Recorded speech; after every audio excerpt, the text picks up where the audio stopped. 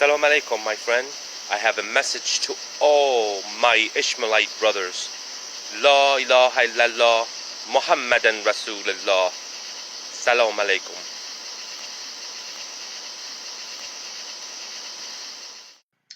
This video, I worked on it about a year ago on it, and it's been sitting there and I finally ran into it. It's called Ismael, the son of Abraham, the son of Ibrahim.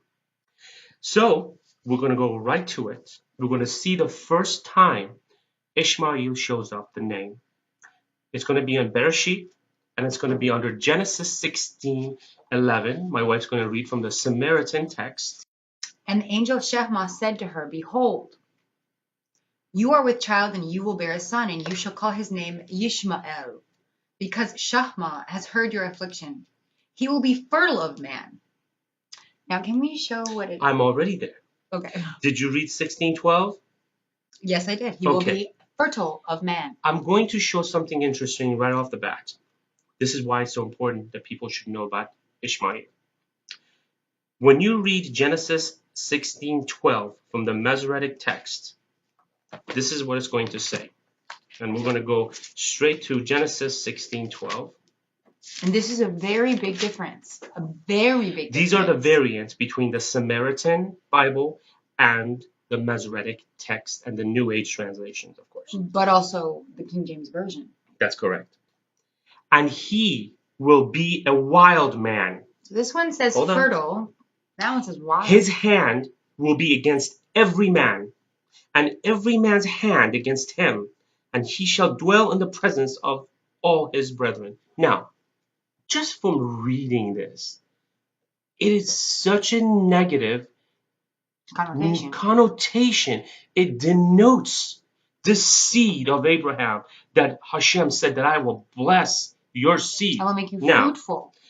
I'm going to show, once again, what the Samaritan says. So read for us text, Genesis, Bereshit 16:12 from the Samaritan text.